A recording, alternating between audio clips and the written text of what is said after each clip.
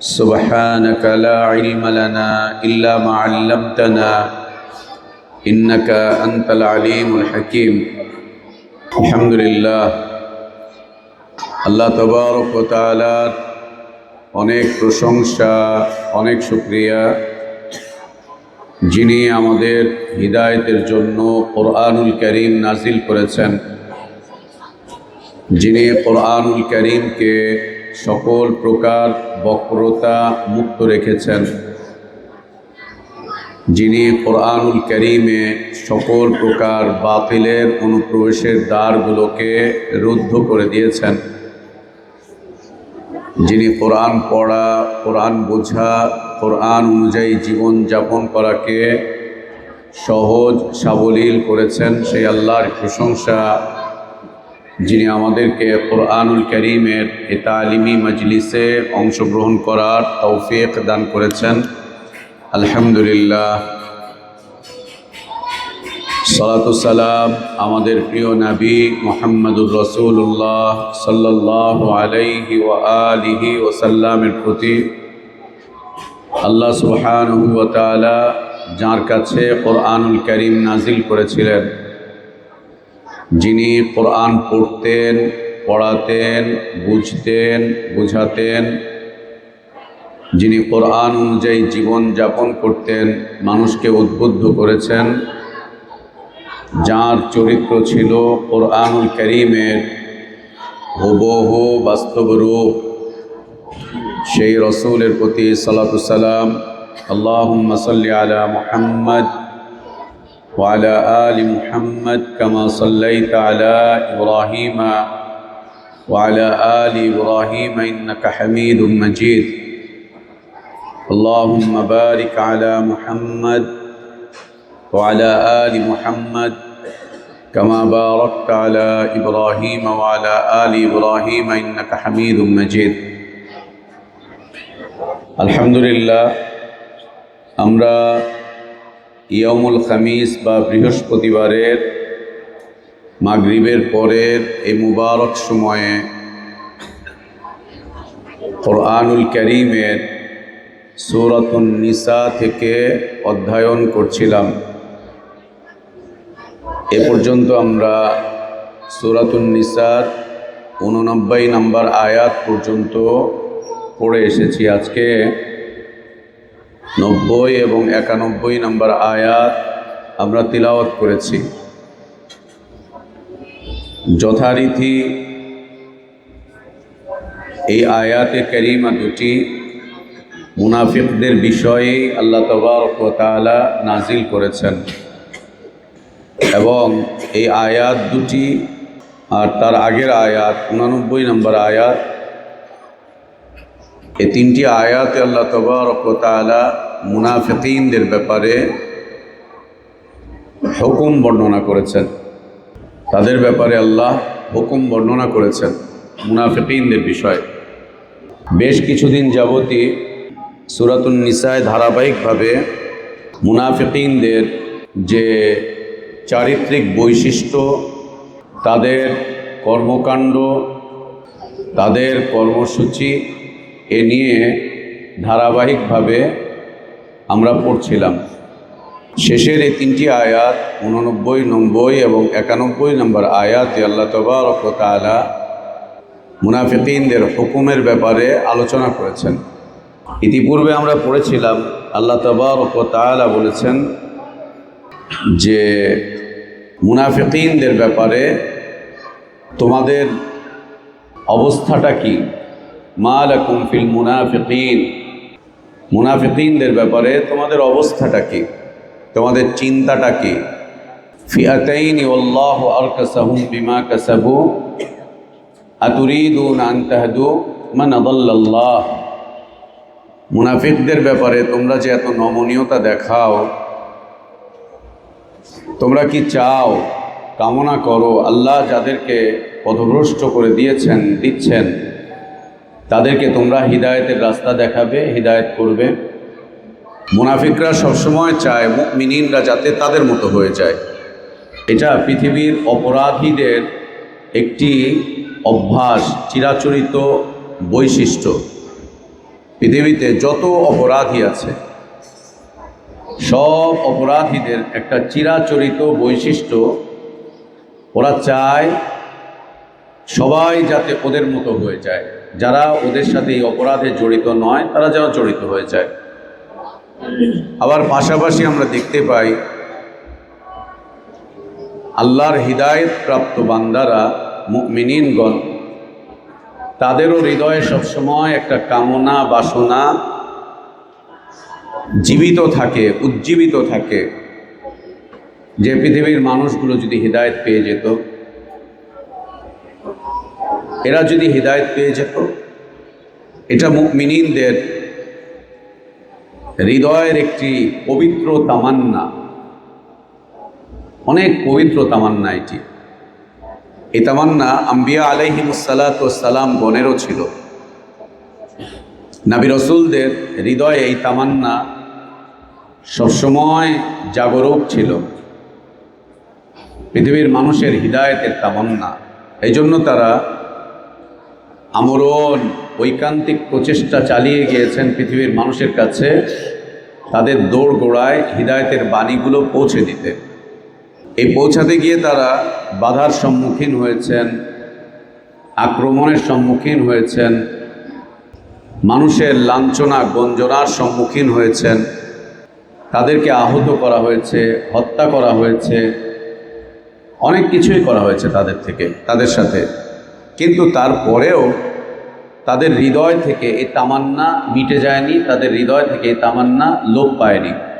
মানুষের হিদায়েতের তামান্না এটি একটি পবিত্র তামান্না, প্রত্যেক মুমিনের হৃদয়ে এটি থাকে, আর এটা থাকাটাই জরুরি।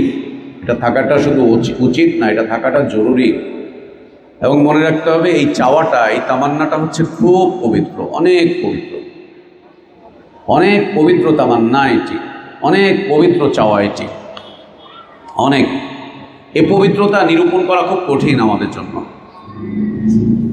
মানুষের হিদায়েতের তামান্না, মানুষের হিদায়েত চাওয়া, হিদায়েত কামনা করা, এটার পবিত্রতা নিরূপণ করা খুব কঠিন। এটা সব দিক থেকে পবিত্র।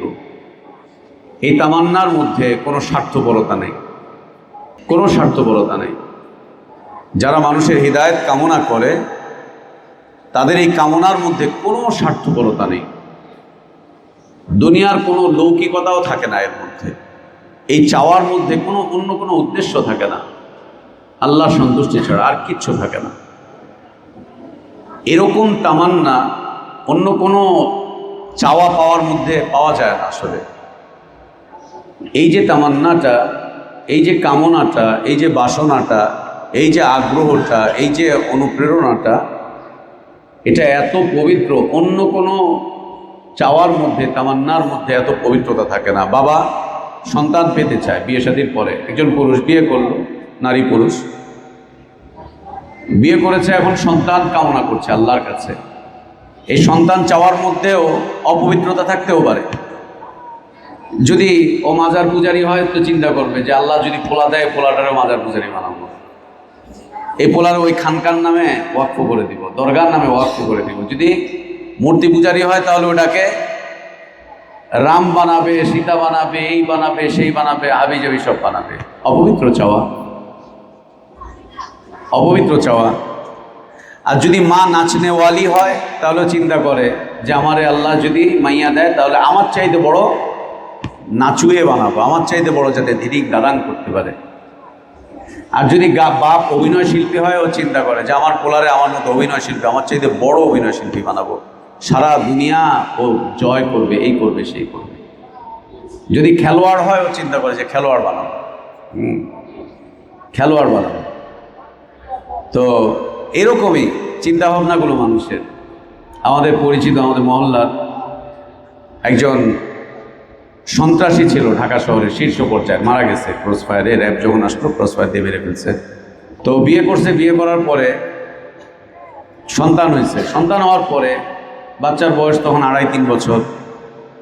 ওর বউয়ের সামনে, আমাদের পরিচিত, আমাদের সামনে বলতো, আমার এই পোলার হাত, এটা হলো মেশিনের হাত, লোহার হাত, এ পোলা আমার চাইতে বড় ফাইটার। আমি তো এই ঢাকা শহরের এই পোলা হইব সারা বাংলাদেশের নাম করা শীর্ষ। আস্তাগফিরুল্লাহ ওয়া আতুবু ইলাইহি। হ্যাঁ, এটা চায় মানুষ, কামনা করে মানুষ।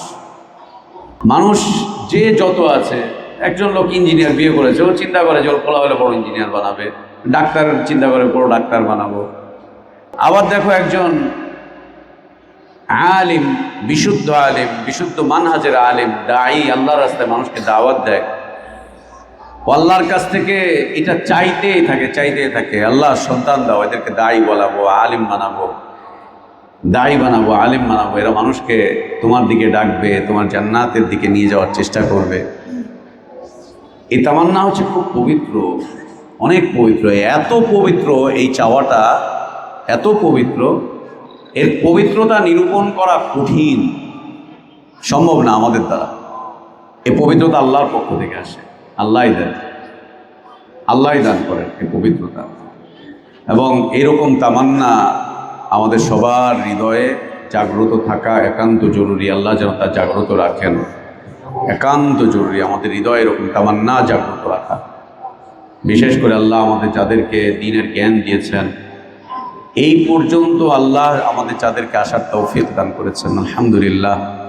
আমাদের যাদেরকে আল্লাহ এই পর্যন্ত নিয়ে এসেছেন, এই ব্রেঞ্চ পর্যন্ত নিয়ে এসেছেন, এই মাজলিস পর্যন্ত নিয়ে এসেছেন, আমাদের যাদেরকে আল্লাহ তাবারক ওয়া তাআলা এই ছাদ পর্যন্ত নিয়ে এসেছেন, এই কিতাব পর্যন্ত নিয়ে এসেছেন, আমাদের হৃদয়ে এই পবিত্র তামান্না থাকা একান্ত জরুরি, খুব জরুরি, অনেক জরুরি। এই তামান্না জাগ্রত থাকা যে সন্তানকে আল্লাহর রাস্তায় দায়ী বানাবো, আল্লাহর রাস্তায় দায়ী বানাবো, আলিম বানাবো, সন্তানকে মুজাদ্দিদ বানাবো, সন্তানকে মুজাহিদ বানাবো, আল্লাহর রাস্তায় লড়াই করবে, দুনিয়ায় সংস্কার করবে, মানুষকে আল্লাহর দিকে ডাকবে, খায়রের পথে মানুষকে আমর বিল মারুফ করবে, শাররের পথে মানুষকে নাহি আনিল মুনকার করবে, এগুলো করে যাবে। এটা বানাবো। ওর দুনিয়া আমি পুরা করতে পারবো না, ওর দুনিয়াকে আমি এগিয়ে নিয়ে যেতে পারবো না, কিন্তু এইটা আমার দ্বারা সম্ভব। আমি ওকে কোটিপতি বানাতে পারবো না, এটা সম্ভব না, কিন্তু এই কাজটা করা আমার দ্বারা সম্ভব। এই কাজটুকু করা আমাদের দ্বারা খুব সম্ভব। আল্লাহ কত সহজ করে রেখেছেন। আর পাশাপাশি মাশাআল্লাহ যদি নিয়াত করে আল্লাহ সন্তানকে দায়ী বানাবো, খরচই নাই কোনো, খালি আনে মাদ্রাসায় ঢুকায় দাও, বাকিটা আল্লাহ দেখবে। খালি এনে মাদ্রাসায় ঢুকায় দাও, নিয়াত করে ছেড়ে দাও মাদ্রাসার গণ্ডির ভিতরে, নিয়াত করে খালি ছেড়ে দাও মাদ্রাসার গণ্ডির ভিতরে। আল্লাহ তাবারক ওয়া তাআলা অটোমেটিকলি ওকে নিয়ে যেতে যেতে যেতে যেতে হঠাৎ করে দেখবা 20, 22, 24 বছর বয়সে আল্লাহ মিম্বারে রসুল এনে দাঁড় করিয়ে দিয়েছেন, বসিয়ে দিয়েছেন হাদিসের কিতাবের সামনে, বসিয়ে দিয়েছেন আল্লাহ কোরআনুল কারীমের তাফসীরের সামনে। 20, 22, 24 বছর বয়সে দেখবা জাতির খতিব হয়ে যাচ্ছেন, জাতিকে দিক নির্দেশনা দিচ্ছে, জাতিকে আল্লাহর দিকে ডেকে নিয়ে যাচ্ছে। পেটে ভাত নাই, কিন্তু কল্যাণের পথে এগিয়ে নিয়ে যাচ্ছেন মানুষকে, কল্যাণের পথে। বেশি দিন লাগে, অল্প স্বল্প কিছু, চাকরি বাকরি নিয়েও কোনো টেনশন নেই। কিসের আর টেনশন বাবা, এমনিই চলে যাচ্ছে জীবন। এটাই তো জীবন, এটাই তো জীবন। মুমিনিনদের জীবন আল্লাহ তাবারক ওয়া তাআলা অনেক সুন্দর রেখেছেন, অনেক চমৎকার রেখেছেন। আল্লাহ তাবারক ওয়া তাআলা মুমিনিনদের জীবনকে অনেক সুন্দর রেখেছেন। তো এটি একটি পবিত্র তামান্না, খুব পবিত্র, মানুষের হিদায়াত কামনা করা। তারপরেও আল্লাহ বলছেন আতুরিদুন আন তাহদু মান আদাল্লাল্লাহ। আল্লাহ নবী সাল্লাল্লাহু আলাইহি ওয়াসাল্লাম যখন মক্কাতে ছিলেন, দাওয়াত দিয়েই যাচ্ছেন। মানুষগুলো গ্রহণ করছে, করে না, গ্রহণ করছে খুব অল্প সংখ্যক, বেশিরভাগ মানুষ তিরস্কার করছে, বর্জন করছে, প্রতিবাদ করছে, নিন্দা করছে, এই করছে সেই করছে। একটা পর্যায়ে নবী সাল্লাল্লাহু আলাইহি ওয়াসাল্লাম খুব মর্মাহত হলেন এদের এই আচরণে। এত মর্মাহত হলেন যে আল্লাহ বলছেন ফালাআল্লাকা বাখিউন নাফসাকা আলা আথারিহিম ইল্লাম ইউমিনু বিহাযাল হাদীসি আসাফা। খুব মর্মাহত হলেন আল্লাহ নবী সাল্লাল্লাহু আলাইহি ওয়াসাল্লাম। এরপরেও মানুষের হিদায়েতের আশা হৃদয়ে জাগ্রত থাকত। আবু জাহেল এত অপকর্ম করার পরেও নবী সাল্লাল্লাহু আলাইহি ওয়াসাল্লাম চাচ্ছিলেন আবু জাহেল হিদায়েত পেয়ে যায়। আল্লাহর কাছে দোয়াও করলেন আল্লাহ তাবারক ওয়া তাআলার কাছে। এত অন্যায় অপরাধ করার পরেও হিদায়েতের দোয়া করলেন আল্লাহ রসুল সাল্লাল্লাহু আলাইহি ওয়াসাল্লাম আবু জাহেলের জন্য দোয়া চেয়ে যাচ্ছিলেন। তো আল্লাহ তাবারক ওয়া তাআলা বলছেন, তুরিদুন আন তাহদু মান আদাল্লাল্লাহ, হিদায়াত প্রাপ্ত ব্যক্তিরা গুমরাহ ব্যক্তিদের হেদায়েত কামনা করে, আর গুমরাহ ব্যক্তিরা হেদায়েত প্রাপ্ত ব্যক্তিদের গুমরাহি কামনা করে। ওয়াদ্দু লাউ তাকফুরুন কামা কাফারু, ওয়াদ্দু লাউ তাকফুরুনা কামা কাফারু। তোমাদের যে সমস্ত ভাই ব্রাদারদের কোরআন সুন্নাতের জ্ঞান নেই, ওরাও চায় তোমাদেরকে নাকের ডগায় বড়শি দিয়ে ঘুরাতে ঘুরাতে ঘুরাতে একটা পর্যায়ে তোমাদেরকে জাহেল বানিয়ে দিতে চায়, জাহেল বানাতে চায়, অজ্ঞ বানাতে চায়। বিশ্বাস করো, জাহেলদের সাথে চলাফেরা করবা তো জাহিলিয়াত প্রকাশ পাবে, জাহিলিয়াত তোমাকে ঘিরে ধরবে, তোমার সব সিদ্ধান্তে একটা পর্যায়ে একটা একটা করে জাহিলিয়াত ফুটে উঠবে, একটা একটা করে জাহিলিয়াত ফুটে উঠবে, একটা একটা করে জাহিলিয়াত ফুটে উঠবে। কোন একজন মনীষী যেন বলেছিলেন, মূর্খ বন্ধুর চাইতে শিক্ষিত শত্রু অনেক ভালো। মূর্খ বন্ধুর চাইতে অশিক্ষিত বন্ধুর চাইতে শিক্ষিত শত্রু অনেক ভালো। কেন? শিক্ষিত শত্রুর থেকে তুমি শত্রুতার কিছু জ্ঞান পাবা, শত্রুতার বিষয়ক জ্ঞান পাবা, কিছু শিখতে পারবা। আর অশিক্ষিত বন্ধু ও তোমার আর অশিক্ষিত বানাবে, অশিক্ষিত বানাবে। ঠিক একই রকম গুমরাহ, জাহেল, দিন সম্পর্কে অশিক্ষিত ব্যক্তিবর্গ, এদের সঙ্গ তোমাকে গুমরাহ বানাবে, জাহেল বানাবে, অশিক্ষিত বানাবে, অশিক্ষিত বানাবে, একদম অশিক্ষিত বানিয়ে দেবে খুব বেশি। তো মুনাফিকরা চাইতো হিদায়াত প্রাপ্ত ব্যক্তিরা তারা যাতে তাদের কাছাকাছি চলে আসে, তাদের সমমান হয়ে যায়, এক মানের হয়ে যায়, একরকম। এবং এই প্রচেষ্টা মুনাফিকরা সবসময় অব্যাহত রেখেছিল। এই প্রচেষ্টায় তারা মোটামুটিভাবে কিছুটা সফল হলো উহুদের যুদ্ধের সময়, উহুদের যুদ্ধের সময় কিছুটা সফল হলো। তখন পর্যন্ত আল্লাহ তাবারক ওয়া তাআলা বিধান নাজিল করেননি। যদি আল্লাহ তাবারক ওয়া তাআলা তখনই বিধান নাজিল করতেন, তো আল্লাহ নবী সাল্লাল্লাহু আলাইহি ওয়াসাল্লাম তাদেরকে হত্যা করতেন, হত্যা করতেন তাদেরকে। যুদ্ধ থেকে পালিয়ে আসার অপরাধে, ফিরে আসার অপরাধে আল্লাহ তাবারক ওয়া তাআলা যদি তাদেরকে হত্যা করতে বলতেন, তো নবী সাল্লাল্লাহু আলাইহি ওয়াসাল্লাম তাদেরকে হত্যা করে দিতেন। যুদ্ধের ময়দান থেকে সঙ্গ ত্যাগ করা, আল্লাহর রাস্তায় জিহাদের ময়দান থেকে সঙ্গ ত্যাগ করা, পালিয়ে আসার অপরাধে তাদেরকে হত্যা করা হতো, একদম হত্যা করে দেওয়া হতো। ফাতাকুনুনা সাওয়া'আন ফালা তাত্তাখিযু মিনহুম আউলিয়া হাত্তা ইউহাজিরু ফি সাবিলিল্লাহ। এখান থেকে আমরা আলোচনা শেষ করেছিলাম। আল্লাহ বলছেন, ফালা তাত্তাখিযু মিনহুম আউলিয়া, তাদের কাউকে তোমরা বন্ধুরূপে গ্রহণ করতে চেও না। আল্লাহ বলছেন, ওয়াল মুনাফিকুনা ওয়াল মুনাফিকাতু বা'দুহুম আউলিয়াউ বা'দ। মুনাফিকরা ওরা পরস্পর পরস্পরের বন্ধু বান্ধবী, ওরা ওদের। মুনাফিকা নারী, ওয়াল মুনাফিকুনা ওয়াল মুনাফিকাত, তাহলে নারীদের মধ্যেও কি আছে? মুনাফিক আছে, নারীদের মধ্যেও মুনাফিক আছে। নারীদের মধ্যে মুনাফিকটা কেমনে তৈরি হলো বলো তো দেখি, বলতে পারবে? মুনাফিকরা ওদের দাওয়াতি কার্যক্রম গোপনে চালায়, ঘরের ভিতরে চালায়, ঘরের ভিতরে ওদের কার্যক্রমগুলো কথাবার্তা বলতে থাকে। যখন ঘরের ভিতরে বলা বলি করে, তখন ওদের এই আলোচনার সঙ্গী হয় ওদের স্ত্রীরা, ওদের এই আলোচনার সঙ্গী হয় ওদের স্ত্রীরা। ঘরোয়া মিটিংয়ে সব কিছু ওরা ওরা শোনে। এই শুনতে শুনতে ওদের ঘর এই একই কাজে ব্যবহৃত হয়। একটা পর্যায়ে এরা এরা দুজন মিলেই মুনাফিক পুরুষ মুনাফিক নারী, মুনাফিক পুরুষ মুনাফিকা নারী, ঘরের মাধ্যম দিয়ে। আবার অন্যদিকে মুমিনিনগণ তাদের দ্বীনি জীবন থাকে সবসময় প্রকাশ্যে। মসজিদে নববীতে আলোচনা করছেন নবী সাল্লাল্লাহু আলাইহি ওয়াসাল্লাম, সাহাবীরা শুনছেন, প্রকাশ্যে আলোচনা শুনছেন। মুসলিম নারীরা, সাহাবীরা রাদিয়াল্লাহু আনহা, তারা এসে মসজিদে আলোচনা শুনতেন, চলে যেতেন বাড়িতে।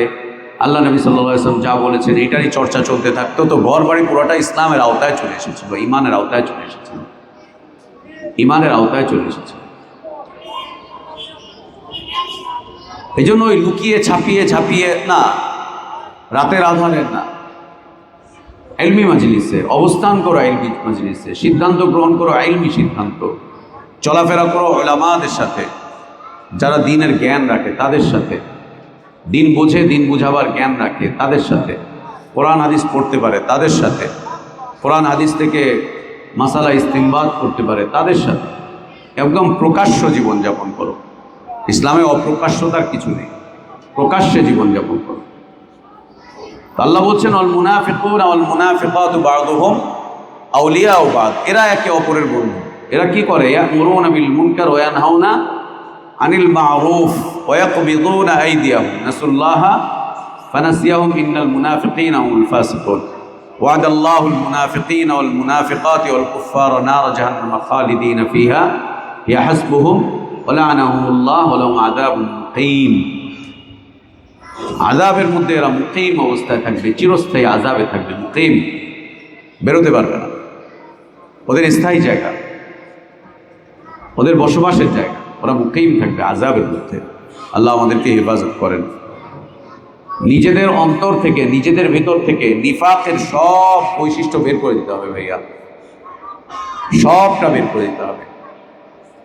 সাহাবীদের মতো প্রকাশ্যে ঈমান চর্চা করতে হবে, প্রকাশ্যে ঈমান চর্চা করতে হবে। মুনাফিকরা তাদের কাজগুলো করতো চিপায় চাপায়, রাতের আধারে, এখানে সেখানে। এই সমস্ত বৈশিষ্ট্য নিজেদের জীবন থেকে বের করে দিতে হবে, একদম বের করতে হবে, একেবারে বের করে দিতে হবে। ঘুষুর ঘুষুর ঘুষুর ঘুষুর, ওই চিপায় সেই চিপায়, ওখানে সেখানে, একদম বন্ধ, একেবারে বন্ধ। প্রকাশ্যে ঈমানই জীবনে চলে আসতে হবে, একদম প্রকাশ্যে, প্রকাশ্যে ইসলাম চর্চা করতে হবে। যা হবে সব প্রকাশ্যে কথোপকথন হবে, একদম প্রকাশ্যে।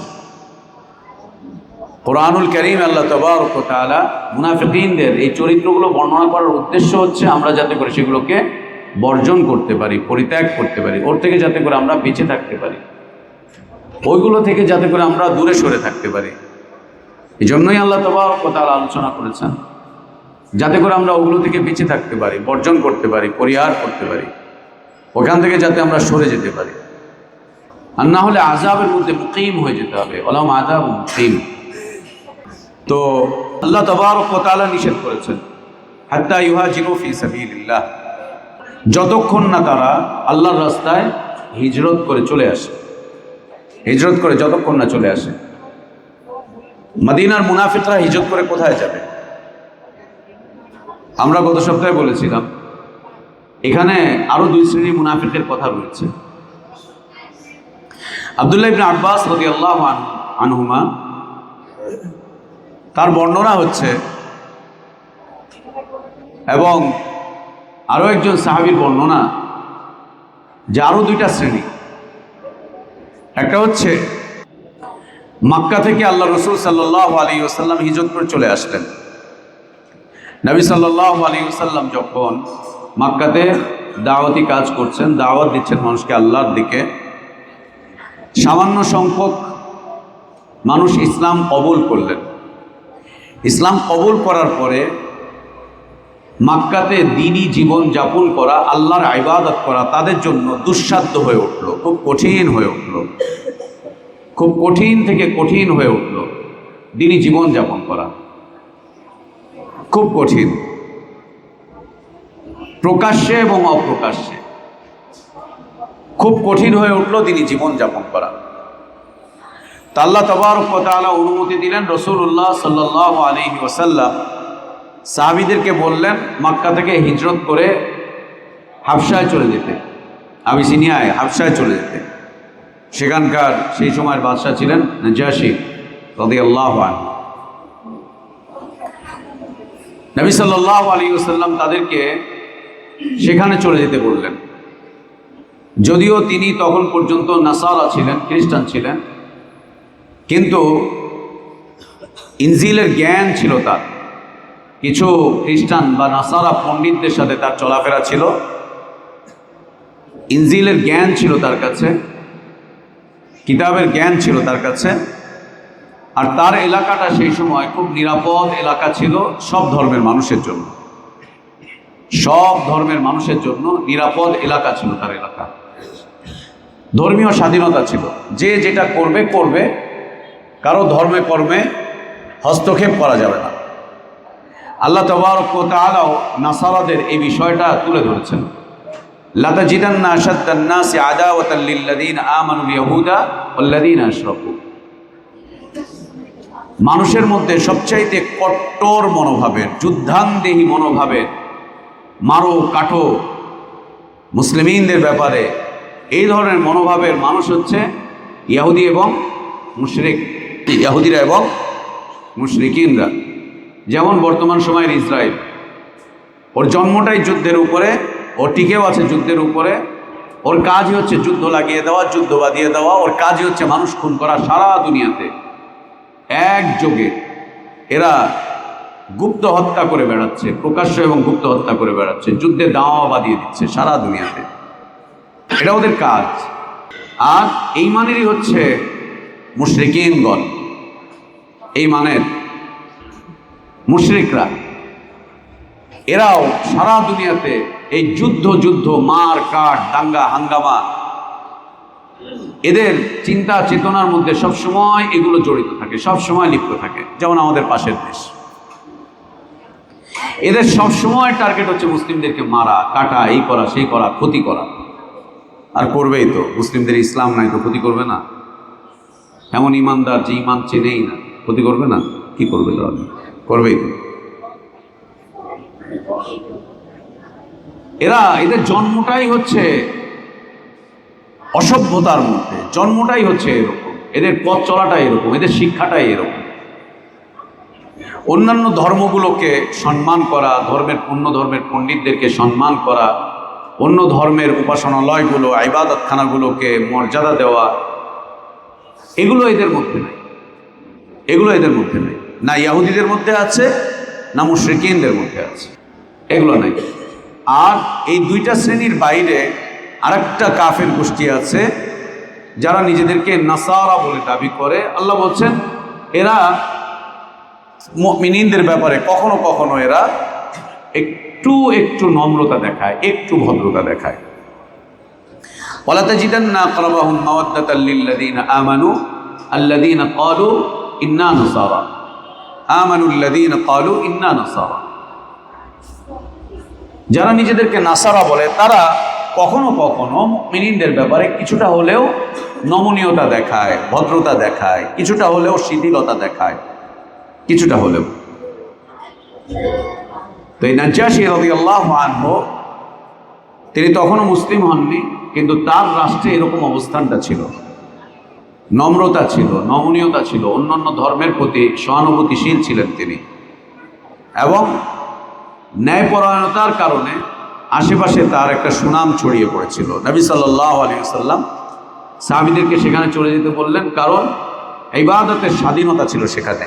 নীরবভাবে আল্লাহর ইবাদত করতে পারবে, একদম নীরবভাবে আল্লাহর ইবাদত করতে পারবে। এই জন্য আল্লাহ নবী সাল্লাল্লাহু আলাইহি ওয়াসাল্লাম সেখানে চলে যেতে বললেন।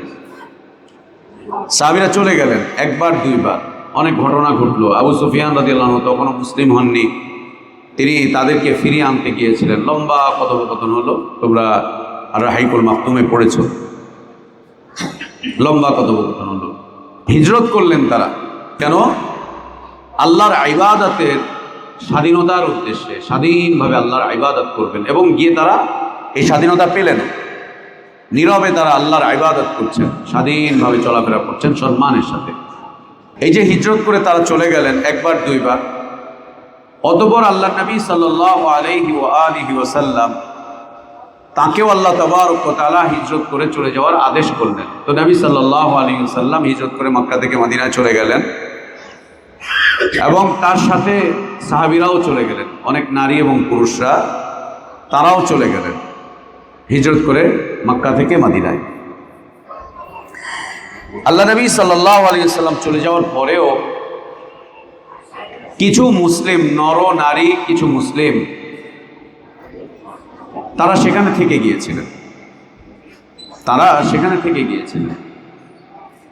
এই যারা সেখানে থেকে গিয়েছিলেন তাদের মধ্যে দুইটা শ্রেণী ছিল। একটা শ্রেণীর হিজরত না করার সপক্ষে কোনো অজুহাতই ছিল না, কোনো কারণই ছিল না, এমনিতেই হিজরত করেনি।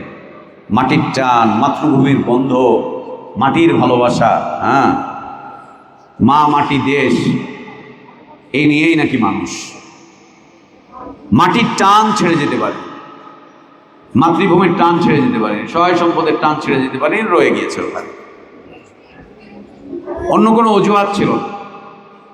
আর একটা শ্রেণী ছিল একদম দুর্বল, অসুস্থ, বয়স্ক মানুষ, দুর্বল, অসুস্থ, নারী, দেখার কেউ নেই, তারা তাদের ঈমানটাকে গোপন করে রেখেছিলেন। এদের বিষয়টা আলাদা। তো এই যে যারা ওখানে থেকে গিয়েছিলেন কিছু মানুষ,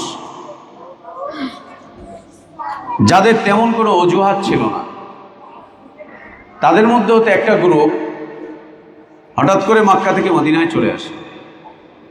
কিছু লোক, একটা গ্রুপ মক্কা থেকে মদিনায় আসে, এসে নিজেদেরকে মুসলিম বলে দাবি করতে থাকে। আমরা মুসলিম, ইসলাম কবুল করেছি, ইসলাম কবুল করেছি। কিছুদিন এখানে এসে মদিনায় থাকে, সাহাবীদের সাথে থেকে এরপরে হঠাৎ করে এরা এখান থেকে চলে যায়, কিছু না বলে টুলে, এমনিতেই চলে যায়। গিয়ে তারা নিজেদের কুফরি আবার প্রকাশ করে ফেলে, মক্কাবাসীর কাছে চলে যায়। যাওয়ার পরে বলে, কিসের আমরা ইসলাম কবুল করছি, কিছুই না, হুদাই গেছিলাম একটু মজা করতে, তামাশা করতে, বা কিছু একটু তামাশা করতে গেছিলাম, একটু মজা করতে গেছিলাম, কিছু করতে গেছিলাম। মক্কা থেকে এসে মদিনায় এসে দাবি করে যে আমরা মুসলিম হয়ে গিয়েছি। কিছুদিন থাকে, এখান থেকে চলে যায়, আবার ওখানে গিয়ে তারা কুফরের স্বীকৃতি দিয়ে দেয়, মুরতাদ হয়ে যায়, মুরতাদ হয়ে যায়, মুরতাদ হয়ে যায় তারা। দ্বিতীয় আরেকটা শ্রেণী যারা ওখানে আছে, ওখানে থেকে তারা কাফেরদের সাথে চলাফেরা, উঠা বসা, এগুলো সব করতে থাকে এবং ইসলাম এবং মুসলিমদের বিরুদ্ধে যে সমস্ত কর্মসূচিগুলো হয়, সেই কর্মসূচিগুলোতে এলাকার হওয়ার কারণে তার সাথে অংশগ্রহণ করে। আমার ভাই, আমার ব্রাদার, আমার গোষ্ঠী, আর দূর ধর্মের বিষয়টা আলাদা করে রাখেন না, বাদ দেন। বিভিন্ন কর্মসূচিতে অংশগ্রহণ করে। যেমন এখন বিশ্বের বিভিন্ন কাফের দেশের সেনাবাহিনীতে মুসলিম জওয়ানরা আছে, কাফের দেশের সেনাবাহিনীতে মুসলিম জওয়ানরা আছে, চাকরি করছে। ওই দেশের সাথে কোনো মুসলিম দেশের যুদ্ধ বেঁধে গিয়েছে, তখন নিজের চাকরি রক্ষার্থে, নিজের দেশের স্বাধীনতা রক্ষার্থে মুসলিমদের বিরুদ্ধে যুদ্ধে অবতীর্ণ হয় এবং নিজের অস্ত্র দিয়ে তাক করে করে মুসলিমদেরকে মারে, আবার ওদিকে গিয়ে সালাত আদায় করে, মারে আর বলে যে না, আমার তো কিছু করার নাই, আমি তো চাকরি করি, নিজের দেশের পক্ষ থেকে লড়াই করতে এসেছি, লড়াই করতে এসেছি। আল্লাহ তাবারক ওয়া তাআলা বলছেন, হাত্তা ইউহাজিরু ফি সাবিলিল্লাহ, এরা যতক্ষণ না হিজরত করে চলে আসে, যতক্ষণ না হিজরত করে চলে আসে। দ্বিতীয় আরেকটা গোষ্ঠী, গাতফান গোষ্ঠীর একদল লোক আল্লাহ নবী সাল্লাল্লাহু আলাইহি ওয়াসাল্লামের কাছে আসে, এসে ইসলাম কবুল করেন, করে কিছুদিন এখানে থেকে এরপরে আবার ফেরত চলে যান। যাওয়ার পরে তারা তাদের কওমের কাছে গিয়ে বলে, কওমের লোকজন জিজ্ঞেস করলো, তোমরা মুসলমান হয়ে গেছো, এই বিষয় সেই বিষয়। বলছে, কে বলছে আমরা মুসলমান হয়েছি? মুসলিমদেরকে কিছু চতুষ্পদ জন্তুর নাম দিয়ে বলে, এই সমস্ত জন্তুদের সাথে আমরা একটু খেলতামাশা করতে গেছিলাম, চতুষ্পদ জন্তুর সাথে নাম দিয়ে বলে ওদের সাথে একটু খেলাধুলা করতে গেছিলাম, ওদের সাথে একটু মজা করতে গেছিলাম, ঠাট্টা বিদ্রুপ করতে গেছিলাম। আসলে আমরা ইসলাম কবুল করিনি, মুসলিম হইনি, কিচ্ছু হয়নি। ওদের সাথে একটু মজা করতে গেছিলাম, ঠাট্টা করতে গেছিলাম, ব্যঙ্গ বিদ্রুপ করতে গেছিলাম।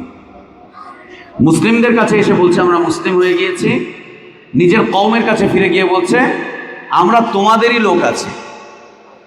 ওয়াইদা লাকুল্লাযীনা আমানু ক্বালু আমান্না ওয়াইদা খালাউ ইলা শায়াতিনিহিম ক্বালু ইন্না মাআকুম ইন্নামা নাহনু মুস্তাহজিউন আল্লাহু ইস্তাহজিউ বিহিম ওয়া ইয়ামুদ্দুহুম ফি তুগয়ানিহিম ইয়ামাহুন উলাইকাল্লাযীনা ইশতারাউ আদ-দালালাতা বিল হুদা ফামা রাবিহাত তিজারাতুহুম ওয়া মা কানু নাসালুল্লাহ আল-আফিয়াতা ওয়াস-সালাম। আল্লাহ আমাদের ঈমানের হেফাজত করেন।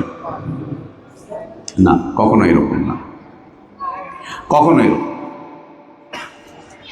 এই তিনটা গোষ্ঠীর মুনাফিকিন, একদিকে হচ্ছে মদিনায় বসবাসকারী, আল্লাহ নবী সাল্লাল্লাহু আলাইহি ওয়াসাল্লামের বিরোধিতা পোষণকারী নবী সাল্লাল্লাহু আলাইহি ওয়াসাল্লামের প্রকাশ্যে ঈমান আনয়ন, প্রকাশ্যে ইসলাম কবুলকারী, প্রকাশ্যে ইসলামের বিধিবিধানগুলো মান্যকারী, অপ্রকাশ্যে ঘরের ভিতরে লোকচক্ষুর অন্তরালে গিয়ে তারা শয়তানের সাথে মিটিং করছে, আল্লাহ নবী সাল্লাল্লাহু আলাইহি ওয়াসাল্লামের বিরুদ্ধে তারা বিভিন্ন ধরনের পরিকল্পনা করছে। ইসলাম এবং মুসলিমদেরকে দুনিয়া থেকে মিটিয়ে দেওয়ার জন্য তারা সব গোপন গোপন বৈঠক করছে, গোপন গোপন মিটিং করছে, বৈঠক করছে, কর্মসূচি দিচ্ছে।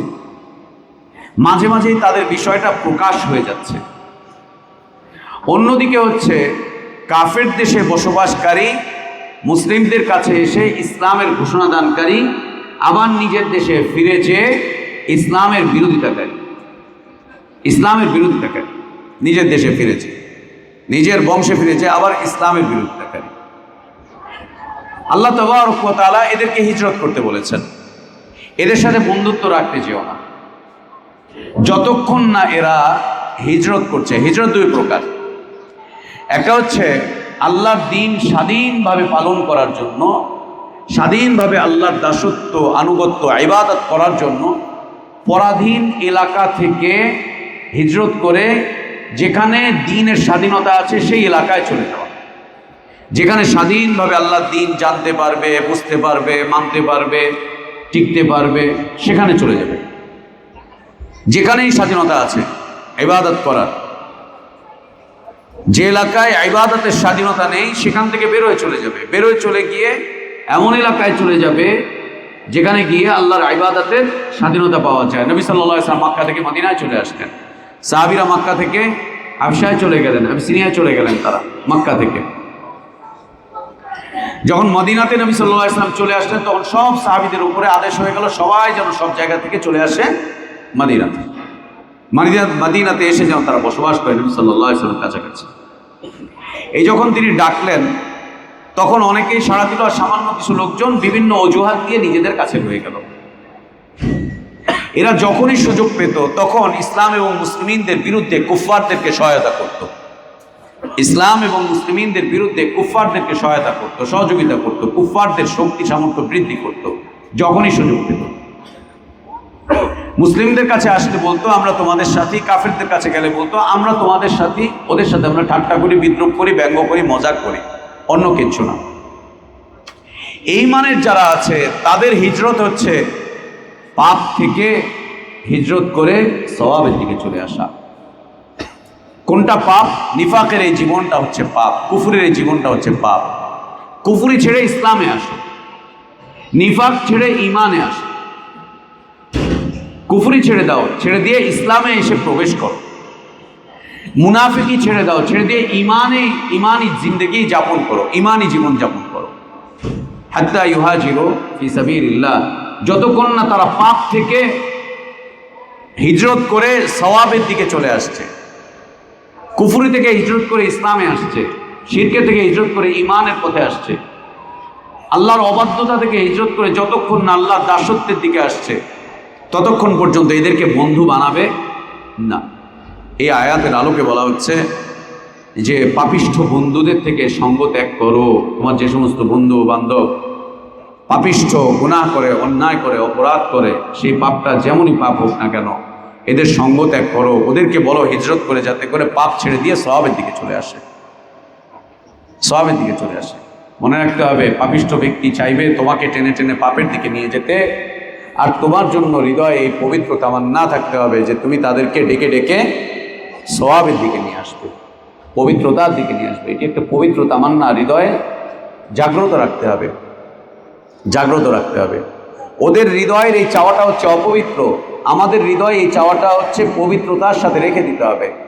এটা যেন জাগ্রত থাকে, এটা যেন নিভে না যায়, এটা যেন বন্ধ হয়ে না যায়। আর মনে রেখো তোমার হৃদয়ের থেকে যদি এই পবিত্র তামান্না চলে যায় তো ওদের হৃদয় থেকে ওই অপবিত্র চাওয়াটা কিন্তু যাবে না। অপবিত্র চাওয়াটা ওদের হৃদয়ে থেকেই যাবে, বাসা বেঁধেই থাকবে, ও কিন্তু তোমাকে টেনে নিয়ে চলে যাবে। ওদের সাথে বন্ধুত্ব করতে যেও না। হাত্তা ইউহাজিরু ফি সাবিলিল্লাহ ফাইন তাওয়াল্লাউ, যদি তারা কুফরি থেকে হিজরত করে ইসলামের দিকে আসতে না চায়, নিফাক যদি ছাড়তে না চায়, ফাখুযুহুম ওয়াকতুলুহুম হাইসু ওয়াজাদতুমুহুম, ফাখুযুহুম, এদেরকে গ্রেফতার করো। এটা ইসলামী রাষ্ট্রের কাজ, গ্রেফতার করো। ওয়াকতুলুহুম, ওদের অপরাধের শাস্তি ওদেরকে দিয়ে দাও, ওদেরকে হত্যা করো। এটা ইসলামী রাষ্ট্রের কাজ, প্রশাসনের কাজ। এটা ব্যক্তি পর্যায়েও হবে না, সামাজিক পর্যায়েও হবে না, নিষিদ্ধ। ওয়াকতুলুহুম, তাদেরকে তাদের অপরাধের কারণে, যে এভাবে কেন এই অপরাধ কেন করছো, হাইযু ওয়াজাদতুমুহুম, যেখানেই পাবে, উলাইকা লা তাত্তাখিযু মিনহুম ওয়ালিয়ান ওয়ালা নাসীরা। আল্লাহ তাবারক ওয়া তাআলা এরপরে বলছেন, ইল্লাল্লাযীনা ইয়াসিলুনা ইলা কওমিন বাইনাকুম ওয়া বাইনাহুম মিসাকুন আও জাউকুম হাসিরাত সুদুরুহুম আন ইউকাতিলুকুম আও ইউকাতিলু কওমাহুম ওয়ালাউ শাআ আল্লাহু লাসাল্লাতাহুম আলাইকুম ফালাকাতালুকুম ফাইন ইয়াতাসালুকুম ফালাম ইউকাতিলুকুম ওয়া আলকাউ ইলাইকুমুস সালাম ফামা জাআলাল্লাহু লাকুম আলাইহিম সাবিলা। এই তিনের বাইরে আরেকটা সম্প্রদায়ের কথা আল্লাহ তাবারক ওয়া তাআলা বলছেন, যে আরেকটা সম্প্রদায় রয়েছে, আল্লাযীনা ইয়াসিলুনা ইলা কওমিন বাইনাকুম ওয়া বাইনাহুম মিসাক, যারা তোমাদের সাথে সন্ধি চুক্তিতে আবদ্ধ হয়ে নিরাপদ জীবন যাপন করতে চায়। আমি আপনাকে ডিস্টার্ব করব না, আপনাদের বিরুদ্ধে অংশগ্রহণ করব না, আপনাদের বিরুদ্ধে কে কি বলছে না বলছে, করছে না করছে, এটা নিয়ে আমার কোনো মাথা ব্যথা নাই। আপনাদেরটা নিয়ে আপনি থাকেন, ওদেরটা নিয়ে ওরা থাকুক, আমি ওদের সাথে লড়াই করব না, আপনার বিরুদ্ধে ওদের পক্ষ নিব না, ওদের বিপক্ষ নিব না, ওদের কিচ্ছু করব না। আপনাদের মতো আপনি, ওদের মতো ও, আমি আমার মতো করে নিরাপদ জীবন যাপন করতে চাই। আল্লাযীনা ইয়াসিলুনা ইলা কওমিন বাইনাকুম ওয়া বাইনাহুম মিসাক। আমার হৃদয়ে কোনো যুদ্ধ, দাঙ্গা, হাঙ্গামা, মারামারি, কাটাকাটি এগুলো কিছু নেই। আমি কাউকে সাহায্য সহযোগিতা করতে পারবো না। আমি এক নীরব জীবন যাপন করতে চাই, আমাদেরকে আপনারা কেউ ডিস্টার্ব করতে চান না, একদম না। আও জাউকুম হাসরাত সুদুরুহুম আন ইউকাতিলুকুম আও ইউকাতিলু কওমাহুম, তাদের হৃদয়টা সবসময় সংকুচিত থাকে, ওরা কারো পক্ষ নিয়ে যুদ্ধ করতে চায় না, আপনাদের সাথে ওরা লড়াই করতে আসবে না। ইসলাম এবং মুসলিমদের বিরুদ্ধে ওরা কখনোই সঙ্গ দেয় না, সাহায্য করে না, সহযোগিতা করে না, সৈন্য পাঠায় না, অস্ত্রশস্ত্র দেয় না, কিচ্ছু করে না, কোনোভাবেই না। ওরা কারোর সাথেই যুদ্ধ বাঁধাতে চায় না, একদম না। নরম ধরম কিছু জাতি পৃথিবীতে আছে, বাবা খাবো দাবো ঘুমাবো, এত টেনশনে কিছু নাই, কাজকাম করি খাই দাই, এত এই ঝাঁকড়ি ঝামেলা এগুলো কিছু বুঝি না, যাত্রা সে করুক বাবা, আমরা আমাদের মতো থাকি, আপনাদের সাথে আমার চুক্তি, আমরা যুদ্ধ করব না, ওদের সাথে আমাদের চুক্তি, আমরা যুদ্ধ করব না, আমরা কারোরই পক্ষ না। শান্তিপ্রিয় এক জাতি। আল্লাহ তাবারক ওয়া তাআলা এদের সাথে যুদ্ধ করতে নিষেধ করেছেন, এদের সাথে বাজাবাজি করতে নিষেধ করেছেন, যে না এদের সাথে বাজাবাজি করতে চেও না, এদের সাথে যুদ্ধ করতে চেও না, যুদ্ধ করতে চেও না। তার মানে কোনো নিরীহ জনপদবাসীর উপরে ইসলাম হামলা করার অনুমতি দেয় না, হামলা করার অনুমতি দেয় না। এই শান্তিপ্রিয় মানুষগুলোর সাথে কখনোই কোনো কিছুতেই যাওয়া যাবে না। এদেরকে টেনে এনে হিচড়ে এদেরকে হত্যা করা অথবা এদেরকে জোর করে তোমাদের পক্ষ অবলম্বন করতে বাধ্য করা, বিলকুল না, একদম। পক্ষ অবলম্বন করা, তোমার পক্ষে নিয়ে এসে লড়াই করতে দেওয়া, এদেরকে যুদ্ধাঙ্গী মনোভাবের তৈরি করা, যুদ্ধের ময়দানে এদেরকে এগিয়ে দেওয়া, ইসলাম অনুমোদন দেয়নি, একদম অনুমতি দেয়নি ইসলাম। যদি কেউ এদের সাথে যুদ্ধে গিয়ে লিপ্ত হয়ে যায়, কোন মুসলিম ইচ্ছা করে এদের উপরে হামলা করে, এই করে সেই করে, আল্লাহ তাবারক ওয়া তাআলা সাবধান বানিয়ে দিয়েছেন, সাবধান বানিয়ে দিয়েছেন। আল্লাহ তাবারক ওয়া তাআলা নিষেধ করেছেন। যারা চায় না, যারা চায় তোমাদের সাথে সন্ধি চুক্তিতে আবদ্ধ হয়ে জীবনযাপন করতে, তোমাদের সাথেও সন্ধি করছে, তাদের সাথেও সন্ধি করছে, এরা যুদ্ধ মধ্য কিচ্ছু কামনা করে না। ওয়ালাউ শাআ আল্লাহু লাসাল্লাতাহুম আলাইকুম ফালাকাতালুকুম, আল্লাহ তাবারক ওয়া তাআলা তাদের পক্ষে কথা বলছেন, এই শান্তিপ্রিয় মানুষগুলোর পক্ষে কথা বলছেন। লাউ শাআ আল্লাহু লাসাল্লাতাহুম আলাইকুম ফালাকাতালুকুম, আল্লাহ যদি চাইতেন তাদেরকে শক্তি সামর্থ্য সবকিছু দিয়ে ওদেরকে তোমাদের উপরে যুদ্ধ দিয়ে চাপিয়ে দিতেন, ওরা তারপরে তোমাদেরকে হত্যা করতো, তোমাদেরকে মারত। কেন এই শান্তিপ্রিয় মানুষগুলোর উপরে তোমরা হামলে পড়ো? কি জন্য, কি কারণে এই শান্তিপ্রিয় মানুষগুলোর উপরে তোমরা হামলে পড়ো? তাদের উপরে কেন আক্রমণ করে ফেলো? ব্যবসায়ীদের উপরে কেন হামলে পড়ো? টুরিস্টদের উপরে কেন হামলে পড়ো? ও দেশে ঘুরতে আসছে, তোমার দেশ দেখতে আসছে, ব্যাস ওকে হত্যা করে দিবা কেন? কি কারণে? ও তো অপরাধ করেনি, ও চুক্তিবদ্ধ তোমার দেশে, চুক্তি করে ও চলে এসছে, 2 মাস থাকবে, 6 মাস থাকবে, ব্যবসা করবে, ঘুরবে ফিরবে, চিকিৎসা নিবে, লেখাপড়া করবে, তারপর চলে যাবে। কেন ওদেরকে হত্যা করবে? আল্লাহ বলছেন লাউ শাআ আল্লাহু লাসাল্লাতাহুম আলাইকুম ফালাকাতালুকুম, যদি আল্লাহ চান তাহলে ওদেরকে আল্লাহ শক্তিমান করে দিবেন, সামর্থ্যবান করে দিবেন, ওরা তোমাদের উপরে এসে চেপে বসবে, হামলা করবে, তোমাদেরকে হত্যা করত, তোমাদেরকে হত্যা।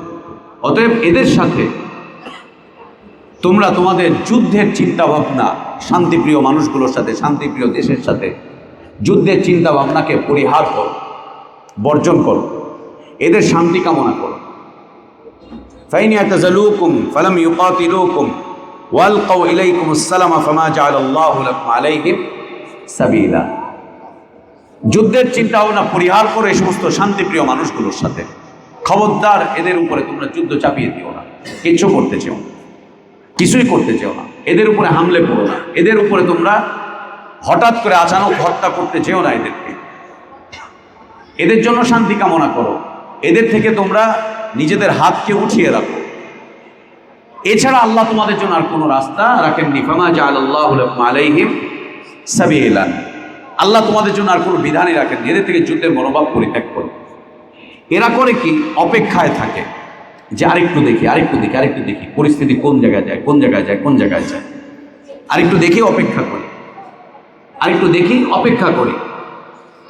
এরা অপেক্ষা করে হচ্ছে ইসলামের গতিবিধি বোঝার চেষ্টা করে, দেখি তো আসলেও কি দাওয়াতটা ঠিক আছে কিনা, আসলেও কি এদের চিন্তা ভাবনা ঠিক আছে কিনা। বুঝতে বুঝতেই তো অনেক সময় লেগে যায়। আবু সুফিয়ান রাদিয়াল্লাহু আনহু দিন বুঝতে বুঝতে কত সময় লাগলো? 20 বছরের উপরে সময় লাগলো নবী সাল্লাল্লাহু আলাইহি ওয়াসাল্লামকে পরখ করতে, তার দাওয়াত বুঝতে। তারপরে গিয়ে তিনি ইসলাম কবুল করলেন যখন মক্কা বিজয় হলো।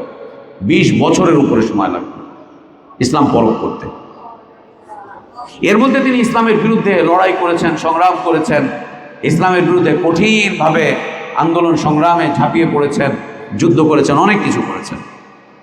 আবু সুফিয়ান রাদিয়াল্লাহু আনহু ইসলামের আসার আগ পর্যন্ত তিনি অনেক কিছু করেছেন, কিন্তু মক্কাতেই এমন অনেক লোক ছিল যারা অপেক্ষমান ছিল, অপেক্ষমান ছিল, দেরি করতেছিল, দেখতেছিল, বুঝতেছিল, দেখি কি হয়, দেখি কি হয়, দেখি কি হয়, অপেক্ষমান ছিল। এরা ইসলাম কবুল না করলেও ইসলামের বিরুদ্ধে অবস্থান নেয় না। ইসলাম কবুল না করলেও ইসলামের বিরুদ্ধে অবস্থান নেয় না। তোমার আমার এলাকায় অনেক মানুষ আছে, আমাদের দাওয়াত কবুল না করলেও আমাদের বিরুদ্ধে অবস্থান নেয় না, আমাদের বিরুদ্ধে কথা বলে না, চুপচাপ থাকে, নীরব থাকে। সুযোগ পেলে মানুষকে বলে, ভাই বাদ দেন না, তারটা সে করতেছে, আপনার সমস্যা কি? সুযোগ পেলেই কথা বলে, কোনো পক্ষ নেয় না, কিন্তু বিরোধিতাও, ইসলাম এবং মুসলিমদের বিরোধিতাও করে না। এরা অপেক্ষমান থাকে, দেখি, বুঝি, অনুমান করি, বুঝি, শুনি, আরেকটু দেখি, এদের কথাবার্তাগুলোকে যাচাই বাছাই করি। এরা হচ্ছে সেই শ্রেণী। আল্লাহ তাবারক ওয়া তাআলা বলছেন, এদের সাথে লড়াই করা যাবে না, এদেরকে হত্যা করা যাবে না, এদের বিরুদ্ধে অবস্থান নেওয়া যাবে না, কিচ্ছু করা যাবে না, একদম কিচ্ছু করা যাবে না। ফামা জাআলাল্লাহু লাকুম আলাইহিম সাবিলা, আল্লাহ তাবারক ওয়া তাআলা এদের সাথে তোমাদের ভদ্র নম্র আচরণ ছাড়া আর কোনো হুকুমই আল্লাহ তোমাদের জন্য রাখেননি। একটাই হুকুম, এদের থেকে বিরত থাকো। তোমাদের হাতকে এদের দিকে প্রসারিত করতে চেও না, আক্রমণ করতে চেও না, এদেরকে মারতে চেও না, এদের উপরে চাপাচাপি করতে চেও না, এদের উপরে যুদ্ধ চাপিয়ে দিতে চেও না। ফামা জাআলাল্লাহু লাকুম আলাইহিম সাবিলা, এই একটা সম্প্রদায় আলাদা। ওই 3 সম্প্রদায়ের ব্যাপারে মুনাফিকদের 3টা গোষ্ঠী পেলাম আমরা, তাই না? এই 3 গোষ্ঠীর ব্যাপারে আল্লাহ তাবারক ওয়া তাআলা বলছেন, এদেরকে যেখানেই পাবে এদেরকে গ্রেফতার করো, আটক করো, এদেরকে আটক করো, আটক করে নিয়ে আসো মুসলিম দেশে, এদের প্রশাসনের হাতে ছেড়ে দাও। এই নাও মুনাফিক, ইসলামী রাষ্ট্রে নিয়ে চলে আসো, নিয়ে এসে প্রশাসনের হাতে দিয়ে দাও। এই যে মুনাফিক, কোর্টে দিয়ে দাও, এই যে নেন, ফয়সালা করেন, দিয়ে দাও এদের কাছে। আল্লাহ তাবারক ওয়া তাআলা দিয়ে দিতে বলেছেন, যে দিয়ে দাও, এদের হাতে তুলে দাও। কিন্তু আল্লাহ তাবারক ওয়া তাআলা এই সম্প্রদায়ের মানুষের ব্যাপারে খুব চমৎকার বলেছেন, যে যারা যুদ্ধ মুদ্ধ কিচ্ছু চায় না, হামলা টামলা কিচ্ছু চায় না, নীরব শান্তিতে বসবাস করতে চায়, চুক্তিতে আবদ্ধ হতে চায়, যে বাবা আমি লড়াই করব না, আন্দোলন করব না, সংগ্রাম করব না, যুদ্ধ করব না, কিচ্ছু করব না, আমি আমার মতো আছি, আমাকে আমার মতো থাকতে দাও, আমি আমার মতো করে থাকবো। তোমাদের সাথেও চুক্তি করবে, তাদের সাথেও চুক্তি করবে, চুক্তি করে তারা তাদের মতো করে ব্যবসা বাণিজ্য করবে, শিল্প কলকারখানা করবে, অর্থনৈতিক সমৃদ্ধি আনবে, আর অপেক্ষমান থাকবে, দেখতে থাকবে, যাচাই বাছাই করতে থাকবে। মানুষের যাচাই বাছাই করতে সময় লাগে, যাচাই বাছাই করতে সময় যাক, 15 বছর, 20 বছর, 30 বছর। যদি আল্লাহ তার হৃদয়কে খুলে দেন তো সে ইসলাম কবুল করবে, যদি আল্লাহ তার হৃদয়কে না খুলেন তো ইসলাম কবুল করবে না। ইসলাম কারো উপরে জোর জবরদস্তির কোনো দিন না। জোর করে ইসলাম কাউকে বলে না যে ওকে মুসলিম করো, ওকে মুসলিম বানাও। ইসলাম বলে না প্রেশার দিয়ে কাউকে ইসলামে প্রবেশ করাও, আদেশ করে না কাউকে। ইসলাম দাওয়াত দেয়, ইসলাম কথা বলে, ইসলাম অনুপ্রাণিত করে, ইসলাম মানুষের কাছে বিষয়টাকে তুলে ধরতে বলে, কিন্তু কাউকে প্রেশার দিতে বলে না যে জোর করে একে মুসলিম হতেই হবে। কেন মুসলিম হবা না? কি কারণে কালেমা পড়বা না? কি কারণে শাহাদা দিবা না? এই কথা ইসলাম বলে না। লা ইকরাহা ফিদ্দীন, ক্বাদ তাবায়্যানা আর-রুশদু মিনাল গাই। ক্বাদ তাবায়্যানা আর-রুশদু মিনাল গাই। ইসলাম অনুমোদন দেয় না। অতএব যে যার মতো করে আছে থাকুক। আর যদি পক্ষ অবলম্বন করে তোমাদের বিপক্ষে চলে আসে, সেটার জন্য আল্লাহ তাবারক ওয়া তাআলা বিধান দিয়েছেন। আল্লাহ তাবারক ওয়া তাআলা আরেকটা সম্প্রদায়ের কথা বলছেন, সাতাজিদুনা আখারিনা ইউরিদুনা আন ইয়ামানুকুম ওয়া ইয়ামানু কওমাহুম। আরও একটা কওমকে পাবে এইরকমই, যারা তোমাদের সাথে শান্তি চুক্তি করতে চায় এবং তারা তাদের কওমের সাথেও শান্তি চুক্তি করতে চায়। যদি মুনাফিক হয়, যদি মুশরিক হয়, তো মুশরিকদের সাথে, নিজের দলের সাথে, নিজের স্বজাতির সাথে শান্তি চুক্তি করতে চায়। ইউরিদুনা আন ইয়ামানুকুম ওয়া ইয়ামানু কওমাহুম। এরা চায় তোমাদের সাথে শান্তি চুক্তিতে আবদ্ধ হতে এবং তাদের সাথেও শান্তি চুক্তিতে আবদ্ধ হতে। কুল্লামা রুদ্দু ইলাল ফিতনাতি উরকিসু ফিহা। শান্তি চুক্তি করে এরা অপেক্ষায় থাকে, যখনই তারা তাদের স্বজাতির কাছে ফিরে চলে যায়, নিজের ধর্মের, নিজের গোত্রের, নিজের কওমের লোকজনদের কাছে যখনই ফিরে চলে যায়, ফিতনার মধ্যে পড়ে যায়, ফিতনাময় কোনো এলাকার দিকে চলে যায়। যেমন যেই গ্রুপটার কথা, যেই গোষ্ঠীটার কথা বললাম, মক্কা থেকে এরা চলে আসলো নবী সাল্লাল্লাহু আলাইহি ওয়াসাল্লামের কাছে, এসে বলছে আমরা মুসলিম হয়ে গিয়েছি। কিছুদিন থাকলো, আবার এখান থেকে পালিয়ে চলে গেল, ফিরে যেয়ে বলছে কিসের আমরা মুসলিম হয়ে নাই, আমরা তো তোমাদেরই লোক ছিলাম, গিয়েছিলাম একটু মজা টজা করতে। আল্লাহ নবী সাল্লাল্লাহু আলাইহি ওয়াসাল্লামের সাথে মজা করতে গিয়েছিল, ঠাট্টা বিদ্রুপ করতে গিয়েছিল, ব্যঙ্গ করতে গিয়েছিল নবী সাল্লাল্লাহু আলাইহি ওয়াসাল্লামের সাথে, ইসলাম এবং মুসলিমদের বিরুদ্ধে ব্যঙ্গ বিদ্রুপ এগুলো করতে গিয়েছিল, এটার জন্য গিয়েছিল। এরকম একটা গোষ্ঠীকে পাবে যারা নিজ গোত্রের সাথে চুক্তিতে আবদ্ধ হয়ে থাকে যে বাবা আমাদের তোমরা কেউ কিছু করো না, এবং মুসলিমদের সাথে গিয়েও চুক্তি করে। কুল্লামা রুদ্দু ইলাল ফিতনাতি উরকিসু ফিহা। যখনই তারা তাদের ফিতনার দিকে ফিরে চলে যায়, তাদের আগের জীবনের দিকে ফিরে চলে যায়, পূর্ব অবস্থায় যখন ফিরে যায়, ফিতনার দিকে, ফিতনা মানে হচ্ছে শিরক, ফিতনার দিকে, ফিতনা মানে হচ্ছে কুফর, ফিতনার দিকে, ফিতনা মানে হচ্ছে মুনাফিকি, ফিতনার দিকে মানে হচ্ছে বেদিন হয়ে যাওয়া।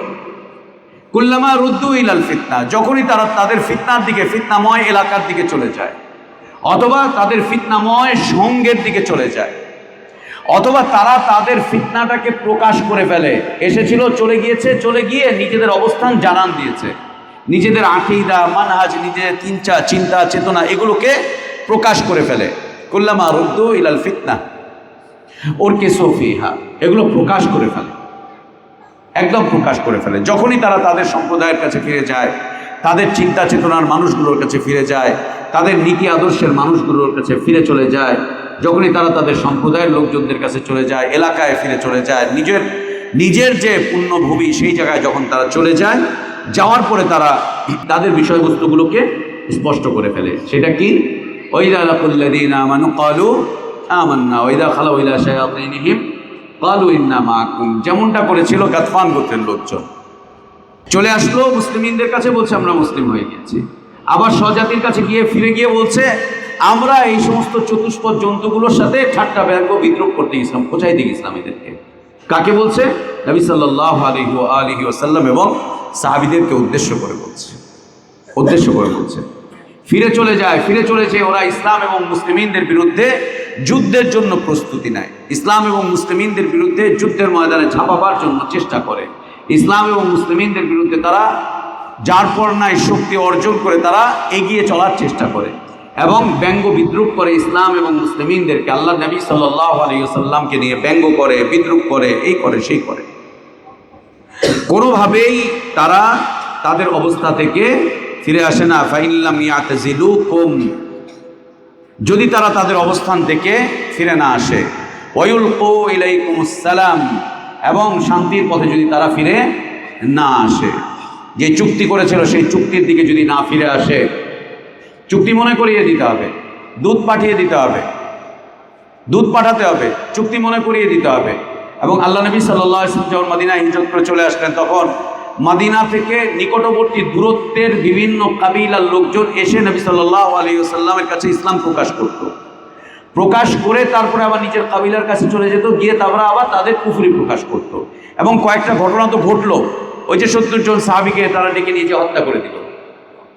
আসলো, এসে ইসলাম কবুল করলো। ইসলাম কবুল করে কিছু সময় পার করলো এখানে।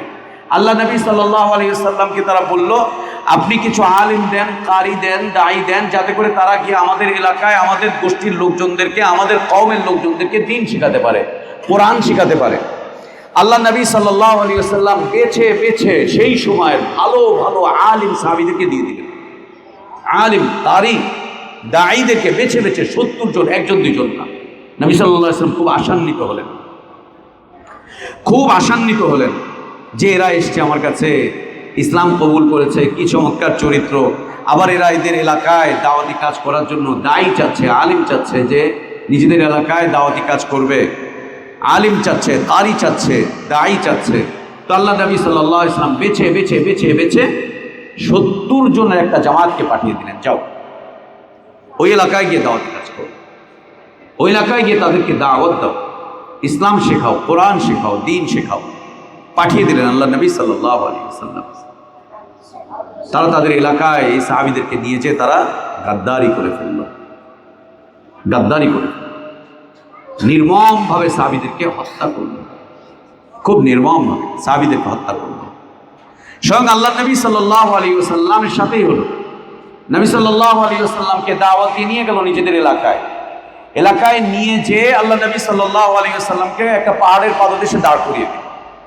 দাঁড় করিয়ে দিয়ে তার সাথে কথাবার্তা বলছেন, আর ওই দিকে ওদের লোকজনদেরকে উঠিয়ে পাঠিয়ে দিল পাহাড়ের উপরে, যে ওইখান থেকে একটা পাথর ছুঁড়ে মারবে আল্লাহ নবী সাল্লাল্লাহু আলাইহি ওয়াসাল্লামের উপরে, আর নবী সাল্লাল্লাহু আলাইহি ওয়াসাল্লাম শাহাদাত বরণ করবেন। আল্লাহ তাবারক ওয়া তাআলা ওয়াহির মাধ্যম দিয়ে জানিয়ে দিলেন, মুহাম্মদ তোমার পিছনে এই যে শত্রু, ওই যে পাহাড় থেকে পাথর ফেলবে, হত্যা করবে। আল্লাহ তাবারক ওয়া তাআলা নবী সাল্লাল্লাহু আলাইহি ওয়াসাল্লামকে জানিয়ে দিয়ে সেখান থেকে হেফাজত করলেন। এই যে শত্রুতা, মুনাফিকের চাদরে, ইসলামের চাদর পরে মুনাফিকদের আদলে, চাদরটা পড়েছে ইসলামের, পরিচয়টা হচ্ছে চাদর, ইসলামের চাদর পড়েছে, চাদর পরে আল্লাহর নবীকে হত্যার ষড়যন্ত্র করছে, সাহাবীদেরকে হত্যার ষড়যন্ত্র করছে। এমনকি সাহাবীদেরকে নিয়ে যে হত্যাই করে দিল। নবী সাল্লাল্লাহু আলাইহি ওয়াসাল্লাম 1 মাস ব্যাপী তাদের বিরুদ্ধে আল্লাহর কাছে বদদোয়া করে গেলেন। সাহাবীদের মধ্যে ক্রিম ক্রিম সাহাবী ছিলেন তারা, আল্লাহু আকবার, খুব ক্রিম, খুব মেধাবী, আলিম, কারি, দায়ী। নবী সাল্লাল্লাহু আলাইহি ওয়াসাল্লাম খুব মর্মাহত হলেন, নিজের হাতে তৈরি করা এতজন দায়ী, এতজন দায়ী নিজের হাতে তৈরি করা। একদিন দুই দিন লাগে না একটা দায়ী তৈরি করতে, অনেক বছর সময় লাগে, অনেক বছর সময় লাগে একটা দায়ী তৈরি করতে, বছরের পর বছর সময় লাগে। যখন তৈরি হয়ে যায় তখন মানুষ স্বপ্ন দেখে এই ক্রিমটা আমি খাবো, লাইফ বেকারি বানিয়ে খাবো। লাইফ বেকারি, লাইফ বেকারি দেখতেছো না এখন? দেখছো তোমরা লাইফ বেকারি? বেকারি তো ছিল, রুটি মুটি তৈরি হয়। লাইফ বেকারি মানে এখনই তোমার সব তৈরি করে দিবে, গরম গরম গরম গরম গরম গরম লাইফ বেকারি। এর মধ্যে খাবার ক্রিম দিচ্ছে, এই দিচ্ছে, সেই দিচ্ছে। রেডিমেড খাবার খেতে কার না ভালো লাগে? রেডিমেড পোলাও বিরিয়ানি খেতে কার না ভালো লাগে? কার না ভালো লাগে? রেডিমেড খাবার খেতে, রেডিমেড ক্রিম খেতে, রেডিমেড মাখনগুলো খেতে কার না ভালো লাগে? কার না ভালো লাগে? এই রেডিমেড এরকম একটা বাগান দেখে কার না ইচ্ছে করে এখানে গিয়ে নাক ডুবাই? জানে কি কষ্টটা হয়েছে, বোঝে কত বছরের স্বপ্ন, বোঝে কত ত্যাগ, বোঝে কত রাত বিরাত কেটে যায়, বোঝে, বোঝে। সুবহানাল্লাহ। একটা বাগান তৈরি করা এত সহজ না ভাইয়া। একটা বাগান কিন্তু বাগান যখন তৈরি হয়ে যায়, অনেক ধরনের ফুল হয়, এখন গিয়ে দেখতে তো খুব সুন্দর লাগে, নাক দিয়ে নিঃশ্বাস নেয়, ফুল ছিঁড়ে নিয়ে চলে যায়। যদিও লেখা থাকে সাইনবোর্ডে ফুল ছিঁড়বেন না, গাছে হাত দিবেন না, এরপরেও ছিঁড়ে নিয়ে চলে যায়, গাছটা কেটে নিয়ে চলে যায়। ভাল লাগে? হ্যাঁ, ভালো লাগে, তাই তো করে। আল্লাহ নবী সাল্লাল্লাহু আলাইহি ওয়াসাল্লাম দীর্ঘদিন শ্রম দিয়ে দায়ী তৈরি করলেন, আলিম তৈরি করলেন, কারি তৈরি করলেন, মুআল্লিম তৈরি করলেন। ওরা এসে চাইলো, তো নবী সাল্লাল্লাহু আলাইহি ওয়াসাল্লাম খুব আনন্দিত হলেন। আল্লাহ নবী সাল্লাল্লাহু আলাইহি ওয়াসাল্লাম দিয়ে দিলেন, যাও নিয়ে যাও, একদম বাছাই করা সার্টিফিকেট দিয়ে দিলেন, যাও নিয়ে যাও। নিয়ে যেয়ে তারা নির্মমভাবে এই আলিমদেরকে, এই কারিদেরকে, এই দায়ীদেরকে হত্যা করে দিল। একদম নির্মমভাবে হত্যা করলো, খুব নির্মমভাবে হত্যা করলো। নবী সাল্লাল্লাহু আলাইহি ওয়াসাল্লাম খুব মর্মাহত হলেন, খুব ব্যথিত হলেন, খুব খারাপ লাগলো সাল্লাল্লাহু আলাইহি ওয়াসাল্লাম। 70 জনকে যখন হত্যা করে, 70তম জন যখন তাকে হত্যা করা হয়, তখন তিনি আল্লাহর কাছে দোয়া করেছেন, আল্লাহ আমাদের এই শাহাদাতের খবর তুমি আল্লাহর নবীর কাছে পৌঁছে দিও, তুমি আমাদের নবীর কাছে পৌঁছে দিও। পৌঁছানোর কোনো মাধ্যম নেই, আল্লাহ তোমার কাছে দাবি করছি, তুমি আমাদের এই শাহাদাতের খবরটা পৌঁছে দিও। আল্লাহ তুমি পৌঁছে দিও আমাদের এই শাহাদাতের খবর, যে আমাদের সাথে গাদ্দারি করা হয়েছে, নির্মমভাবে আমাদেরকে হত্যা করা হয়েছে। নবী সাল্লাল্লাহু আলাইহি ওয়াসাল্লামের কাছে এই সংবাদ নিয়ে আসলেন জিবরিল আমিন আলাইহিস সালাম। নবী সাল্লাল্লাহু আলাইহি ওয়াসাল্লাম খুব মর্মাহত হলেন, খুব বেশি মর্মাহত হলেন। অতঃপর আল্লাহর কাছে হাত তুললেন, বদদোয়া শুরু করলেন। সাল্লাল্লাহু আলাইহি ওয়াসাল্লাম বদদোয়া শুরু করলেন। এটাই উচিত, ফুলবাগানে যারা হাত দিবে তাদের বিরুদ্ধে বদদোয়া, এটাই উচিত, এটাই উচিত, বদদোয়া করা। ফুলের বাগানে যারা হাত দিবে, ক্রিম যারা খাবে, মাখন যারা খাবে, একটা আলেম তৈরি করতে, একটা দায়ী তৈরি করতে, একটা মুআল্লিম তৈরি করতে কি যায়, যে তৈরি করে সে বোঝে যে কি যায়। কিন্তু নষ্ট করে দেওয়া খুব সহজ, খুব আনন্দ, খুব ভাল লাগে নষ্ট করে দিতে, খুব মজা লাগে, খুব মজা লাগে নষ্ট করে দিতে। কোনো বিষয়ই না, নষ্ট করতে মাত্র কয়েক মুহূর্ত লাগবে, কয়েক মুহূর্ত। তৈরি করতে বছরের পর বছর, যুগ পার হয়ে যাবে, যুগ পার হয়ে যাবে তৈরি করতে। এটা বুঝবা ভাইয়া তোমরা কিছুদিন পরে, যখন তোমরা নিজেরা আলিম তৈরি করবা, মানুষকে দাওয়াত দিবা, তখন বুঝবা যে লোক তৈরি করা কত কঠিন কাজ, কত কঠিন কাজ, কত লাঞ্ছনা, কত গঞ্জনা, কত ত্যাগ, কত তিতিক্ষা, কত কিছু পার করে তারপরে আসা লাগে। আল্লাহ নবী সাল্লাল্লাহু আলাইহি ওয়াসাল্লাম এমনি এমনি বদদোয়া করলেন না। তায়েফবাসী তাকে মেরেছিল, বদদোয়া করেন নবী সাল্লাল্লাহু আলাইহি ওয়াসাল্লাম, বদদোয়া করেন। ওহুদে তাকে এইভাবে করে আঘাত করলো, নবী সাল্লাল্লাহু আলাইহি ওয়াসাল্লাম শুধুমাত্র বললেন, কাইফা ইফলাহু কওমান শাজ্জু নাবিয়্যাহুম। আল্লাহ তাবারক ওয়া তাআলা আয়াত নাযিল করে বলছেন, লাইসা লাকা মিনাল আমরি শাই। এই জাতি হিদায়াত কেমনে পাবে? যারা তার নবীকে এইভাবে করে আঘাত করে, মারে, কাটে, রক্ত ঝরায়। নবী সাল্লাল্লাহু আলাইহি ওয়াসাল্লামকে আল্লাহ আয়াত নাযিল করে বলছেন, তাদের হিদায়াতের ব্যাপারে তোমার কোনো কথাই নেই, তোমার কোনো ইখতিয়ারই নেই, এটা আল্লাহর হিসাব নিকাশ, আল্লাহ বুঝেন এটা, কে হিদায়াত পাবে আর কে গুমরাহ হবে। কিন্তু এই 70 জন সাহাবীর ব্যাপারে নবী সাল্লাল্লাহু আলাইহি ওয়াসাল্লাম যখন মাস ধরে বদদোয়া করলেন, তো মাস ধরে বদদোয়া করলেন, খুব কষ্ট পেয়েছিলেন আল্লাহ নবী সাল্লাল্লাহু আলাইহি ওয়াসাল্লাম, খুব কষ্ট। মাদ্রাসা নিয়ে আমাদের কষ্টের জায়গাটা এইখানে, কেউ বুঝুক আর না বুঝুক, কষ্টের জায়গাটা এইখানে, এইখানে কষ্টের জায়গা। একটা মানুষের আকীদা পরিবর্তন করা এত সহজ না, মানহাজ পরিবর্তন করা এত সহজ না, চিন্তা পরিবর্তন করা এত সহজ না, নীতি পরিবর্তন করা এত সহজ না, আদর্শ পরিবর্তন করা এত সহজ না, সমাজের বিপরীতমুখী একটা স্রোতের উপরে জীবনটাকে চালিয়ে নিয়ে যাওয়া এত সহজ বিষয় না, এত সহজ বিষয় না। পুরা স্রোতের বিপরীতে চলা এত সহজ বিষয় না, এত সহজ বিষয় না। স্রোতের বিপরীতে জাহাজ নিয়ে এগিয়ে যাওয়া এত সহজ বিষয় না, এত সহজ বিষয়বস্তু না। আল্লাহ আমাদের মাদ্রাসাকে হিফাজত করেন, আল্লাহ আমাদের মাদ্রাসাকে হিফাজত করেন, আল্লাহ আমাদের এই দাওয়াতকে হিফাজত করেন, আল্লাহ আমাদের এই শ্রমগুলোকে কবুল করেন। শ্রমের সাথে যারা সম্পৃক্ত আছে প্রত্যেককেই আল্লাহ এর বদলা দান করেন, এর উত্তম বদলা দান করেন, এর বিনিময়ে আল্লাহ জান্নাত দান করেন, জান্নাতুল ফিরদাউস দান করেন। যারা ষড়যন্ত্রে লিপ্ত আছে আল্লাহ তাদেরকে হিদায়াত দান করেন, তাদের ষড়যন্ত্র তাদের মুখের দিকে ফিরিয়ে দেন। হিদায়াত না থাকলে আল্লাহ তাদের ষড়যন্ত্র তাদের ঘাড়ের উপরে চাপিয়ে, ঘাড়ের উপরে চাপিয়ে। এটা অনেক কঠিন বিষয়বস্তু। যে করে সে বুঝে। একটা বাবাই বুঝে সংসার চালানোর কষ্ট, সন্তান বুঝে না। একটা বাবাই বুঝে সন্তানদেরকে পরিচালনার কষ্ট, তাদের লালন পালনের কষ্ট, তাদের গড়ে তোলার কষ্ট একটা বাবা বুঝে। বাবার কয়টা সন্তানকে লালন পালন করে, কয়টা সন্তানকে গড়ে তোলে, বাবা কয়টা সন্তানকে আর মানুষ করে, কয়জন? একজন আলেম বুঝে, একজন দায়ী বুঝে যে একটা জাতিকে কিভাবে পরিবর্তন করতে হয়, আর পরিবর্তন করতে গিয়ে কি ত্যাগগুলো তাদের চায়, কি যায় তাদের। ছোটোখাটো বিষয়বস্তু না। আল্লাহ আমাদের এই শ্রমগুলোকে কবুল করেন, আল্লাহ আমাদের ভুলগুলোকে সংশোধন করে দেন, গুনাহগুলোকে মাফ করে দেন। আল্লাহ তাবারক ওয়া তাআলা বলেন, ফাইল্লাম ইয়াতাজিলু, ওরা যদি তোমাদের সাথে এই আচরণ বন্ধ না, ওয়ায়ুলকু ইলাইকুমুস সালাম, যদি ভদ্রতার দিকে ফিরে না আসে, নম্রতার দিকে ফিরে না আসে, শান্তির পথে যদি ওরা ফিরে না আসে, ওয়াকুফু আইদিয়াহুম, যদি তারা তাদের এই কুচিন্তা থেকে নিজেদের শক্তি সামর্থ্যকে ফিরিয়ে না নেয়, তাদের হাতগুলোকে যদি তারা সংবরণ না করে, তাদের এই শক্তি সামর্থ্যগুলোকে যদি তারা ফিরিয়ে না নেয়, এই কাজ যদি তারা না করে, এখান থেকে যদি তারা বিরত না হয়, আল্লাহ বলছেন ফাখুযুহু, ফাখুযুহু, ইসলামী রাষ্ট্রের উপরে আল্লাহর হুকুম, আল্লাহর বিধান, ওদেরকে গ্রেফতার করো, ওদেরকে গ্রেফতার করো, একদম গ্রেফতার করো, যেখানেই পাবে সেখান থেকে গ্রেফতার করে নিয়ে আসো। এটা ইসলামী রাষ্ট্রের কাজ, এটা খলিফাতুল মুসলিমিনের কাজ, এটা ইসলামী হুকুমতের কাজ, যে এই শ্রেণীর মানুষগুলোকে, যারা নিজেদের হাতগুলোকে মুসলিমদের রক্তে রঞ্জিত করে, যারা নিজেদের হাতগুলোকে মুসলিমদের রক্তে রঞ্জিত করে, যারা শান্তিপ্রিয় মুসলিমদের উপরে হামলে পড়ে, যারা এরকম গাদ্দারি করে, আল্লাহ বলছেন ফাখুযুহুম, গ্রেফতার করো এদেরকে, যেখানেই পাবে এদেরকে গ্রেফতার করো। ইসলামী রাষ্ট্রের কাজ, এটা সমাজের কাজ না, ব্যক্তির কাজ না, উলামাদের কাজ এটা না, ইমাম সাহেবদের কাজ এটা না, দায়ীদের কাজ এটা না। এদেরকে যেখান থেকে পাবে এখান থেকে ধরে ধরে আনবে না।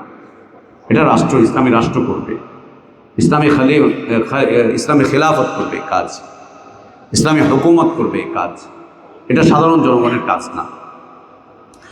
ওয়াকতুলুহুম, এবং এদেরকে ধরে নিয়ে এসে এদেরকে হত্যা করে দাও, ফাঁসিতে ঝুলিয়ে দাও, এদেরকে ফাঁসিতে ঝুলিয়ে দাও, এদেরকে হত্যা করে দাও। গাদ্দারির অপরাধে, গাদ্দারির অপরাধে, মুসলিমদের সাথে গাদ্দারির অপরাধে। হাইযু তাকিফতুমুহুম, যেখানেই তাদেরকে পাবে তাদেরকে গ্রেফতার করবে এবং তাদেরকে কোর্টের হাওয়ালা করবে, বিচারের আওতায় আনবে, তাদেরকে আত্মপক্ষ সমর্থন করার সুযোগ দিবে। এটা ইসলামের বিচার বিভাগ, বিচারিক সৌন্দর্য। প্রত্যেক অপরাধীকে তার অপরাধটুকু মনে করিয়ে দিতে হবে। এটা ইসলামের বিচার বিভাগের সৌন্দর্য, বিচার ব্যবস্থাপনার সৌন্দর্য। কেউ কাউকে শুধুমাত্র অপরাধী করলো আর তাকে এনে শাস্তি দেওয়া শুরু করলে ইসলাম অনুমোদন দেয় না, একেবারে অনুমোদন দেয় না, একদম না। আসার পরে তাকে ধরে নিয়ে আসার পরে তার সাথে কথোপকথন করো, তাকে জ্ঞান দাও, তাকে জিজ্ঞেস করো সে বুঝে করেছে না না বুঝে করেছে, না কারো প্ররোচনায় পড়ে করেছে, তার অপরাধ নির্ণয় করার চেষ্টা করো এবং তাকে আত্মপক্ষ সমর্থন করার সুযোগ দাও, সে তার ভুলটা বুঝতে পারছে কিনা। অতঃপর তাকে তওবা করার সুযোগ দাও, যে সে তওবা করছে কিনা এবং তার ভুলটা কোন পর্যায়ের ভুল, অন্যায়টা কোন পর্যায়ের অন্যায়, এই অন্যায়কে সংশোধন করার কোনো সুযোগ আছে কিনা, কোনো সুযোগ আছে কিনা। ইসলাম এই সব বিষয়কে একদম খোলা রেখে দিয়েছে, একদম খোলামেলা করে রেখেছে। এটা ইসলামের বিচার বিভাগের সৌন্দর্য, ইসলামের বিচার ব্যবস্থাপনার চরম সৌন্দর্য এটি, খুব সৌন্দর্য এটি। জাত্যপক্ষ সমর্থন করার সুযোগ দাও, কথা বলার সুযোগ দাও, উলামাদের সাথে তাকে বসাও, কোরআন এবং সুন্নাহ নিয়ে তার সাথে মুবাহাসা করাও, কথাবার্তা বলাও, তার কাছে বিষয়বস্তু তুলে ধরো এবং দেখো সে নমনীয় কিনা, এবং দেখো সে অনুতপ্ত কিনা। যদি নমনীয় হয়, অনুতপ্ত হয়, এবং দেখো সে ইসলামের দিকে ফিরে আসে কিনা, তার গাদ্দারির বিরুদ্ধে সে অবস্থানটা সুন্দর করে কিনা, পরিষ্কার করে কিনা, সে ফিরে কিনা। আউলাইকুম জাআলনা লাকুম আলাইহিম সুলতানাম মুবিনা, আউলাইকুম জাআলনা লাকুম আলাইহিম সুলতানাম মুবিনা। আল্লাহ তাবারক ওয়া তাআলা এটিকে একদম স্পষ্ট, সুলতানান মুবিনান, মুবিনান স্পষ্ট, সুলতান মানে হচ্ছে বিধিবিধান। আল্লাহ এটি স্পষ্ট বিধান করে দিয়েছেন এই সমস্ত মুনাফিকিনদের ব্যাপারে, গাদ্দারদের ব্যাপারে। এবং এই আয়াতে কারিমাগুলো খুব চমৎকার চমৎকার ব্যাখ্যা রাখে, চমৎকার ব্যাখ্যা রাখে। এর কোনো ধরনের কোনো অপব্যাখ্যা, কোনো ধরনের এই আয়াতগুলোকে নিয়ে অপতৎপরতা, কোরআনুল কারীমের এই আয়াতগুলোকে নিয়ে মানুষের সামনে ভুল ব্যাখ্যা তুলে ধরা, ভুল উপস্থাপন করা, মানুষকে ভুল পথে পরিচালিত করা, এগুলো বৈধ নয়। এতে করে ইসলামের সৌন্দর্য নষ্ট হবে, ইসলামের সৌন্দর্য নষ্ট হবে। এতে করে ইসলামের দাওয়াতের গতি রুদ্ধ হয়ে যাবে। ইসলামের দাওয়াতের গতি প্রতিবন্ধকতার সম্মুখীন হবে। ইসলামের দাওয়াতের গতি প্রতিবন্ধকতার সম্মুখীন হবে। ইসলামের সৌন্দর্য নষ্ট হবে। মানুষ ইসলামের প্রতি বীতশ্রদ্ধ হয়ে পড়বে। ইসলামকে নিয়ে মানুষ নানান কটূক্তি করবে, মন্তব্য করবে, একদম মন্তব্য করবে ইসলামকে নিয়ে। এবং আল্লাহ নবী সাল্লাল্লাহু আলাইহি ওয়াসাল্লামের উপরে দেখো এই আয়াতগুলো নাযিল হওয়ার পরে নবী সাল্লাল্লাহু আলাইহি ওয়াসাল্লাম এই আয়াতগুলোর ব্যাপারে চমৎকার অবস্থান নিলেন, তাদেরকে সুযোগ দিলেন, তওবা করার সুযোগ দিলেন, অনুতপ্ত হওয়ার সুযোগ দিলেন, ইসলামের দিকে ফিরে আসার সুযোগ দিলেন। মক্কার এই মানুষগুলো যারা এর আগে হঠকারিতা করেছিল, যখন মক্কা বিজয় হলো তারা সবাই দলে দলে ইসলাম কবুল করে নিলেন। নবী সাল্লাল্লাহু আলাইহি ওয়াসাল্লাম সুযোগ দিয়ে দিলেন, সুযোগ দিলেন।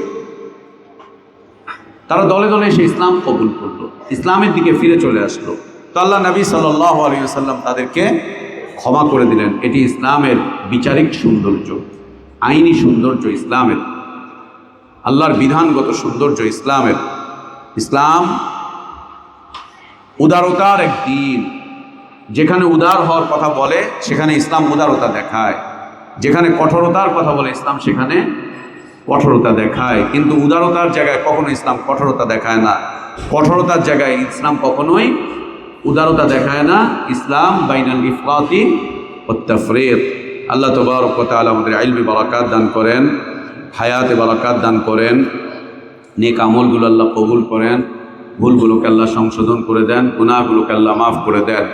আল্লাহুম্মা আসলিহ লানা দীনানা আল্লাযী হুয়া ইসমাতু আমরিনা ওয়া আসলিহ লানা দুনিয়ানা আল্লাতী ফীহা মাআশুনা ওয়া আসলিহ লানা আখিরাতানা আল্লাতী ইলাইহা মাআদুনা ওয়াজআলিল হায়াতা জিয়াদাতান লানা ফী কুল্লি খাইর ওয়াল মাউতা রাহাতান লানা মিন কুল্লি শার। اللهم اقسم لنا من خشيتك ما تحول به بيننا وبين معاصيك ومن طاعتك ما تبلغنا به جنتك ومن اليقين ما تهون به علينا مصائب الدنيا. متعنا اللهم بأسماعنا وأبصارنا وقواتنا أبدا ما أبقيتنا واجعله الوارث منا واجعل ثأرنا على من ظلمنا وانصرنا على من عادانا. اللهم لا تجعل مصيبتنا في ديننا ولا تجعل الدنيا أكبر همنا ولا مبلغ علمنا ولا إلى النار مصيرنا. اللهم لا تسلط علينا بذنوبنا من لا يخافك فينا ولا يرحمنا. اللهم إنا عبيدك بنو عبدك بنو إمائك ناصينا بيدك ماض فينا حكمك عدل فينا قضاؤك. نسألك بكل اسم هو لك سميت به نفسك أو أنزلته في كتابك أو علمته أحدا من خلقك أو استأثرت به في علم الغيب عندك أن تجعل القرآن العظيم ربيع قلوبنا.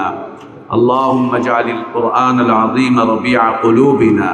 اللهم اجعل القرآن العظيم ربيع قلوبنا ونور صدورنا وجلاء أحزاننا وذهاب همومنا وغمومنا برحمتك يا أرحم الراحمين. اللهم زينا بزينة الإيمان وأكرمنا بالتقوى وجملنا بالعافية. اللهم إنا نسألك الهدى والتقى والعفاف والغنى. اللهم إنا نسألك الهدى والسداد. اللهم إنا نسألك الهدى والسداد. اللهم إنا نسألك الهدى والسداد. اللهم ربنا آتنا في الدنيا حسنة وفي الآخرة حسنة وقنا عذاب النار. وصلى الله وسلم وبارك على نبينا محمد وعلى آله وأصحابه أجمعين. سبحانك اللهم وبحمدك أشهد أن لا إله إلا أنت أستغفرك وأتوب إليك.